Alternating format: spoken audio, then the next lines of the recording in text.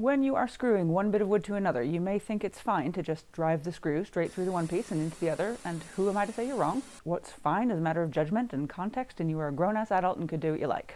However, I think it's worth knowing what a clearance hole is and how it can affect the stability of your joint, especially if that joint will have any shear force on it, and most joints do. If you just screw through one bit of wood into another, the two bits of wood are held together, but not all that tightly, because the screw pulls itself through one bit and then also pulls itself through the other bit, but it's gripping each bit of wood individually and does nothing to actually pull the two bits closer together. In fact, sometimes you end up with a proper gap, but even if you don't, you will find that you can swivel one against the other, which means that you're basically relying on the shear strength of the screw to hold the joint. And screws are not all that strong. Whereas nails are usually pretty good for shear strength, screws are actually made of pretty brittle stuff and break surprisingly easily. Which brings us to the advantage of the clearance hole. If you drill a hole in the one bit of wood, ever so slightly bigger than the screw shank, so that the screw can move freely in the hole but only just, then when you screw into the second bit of wood, what you're actually doing is clamping the one bit to the other with the screw.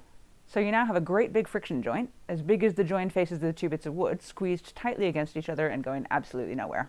There are situations where it's not worth the extra drilling effort, but in most cases, the added stability of a clearance hole and friction joint just seems to me like an easy win.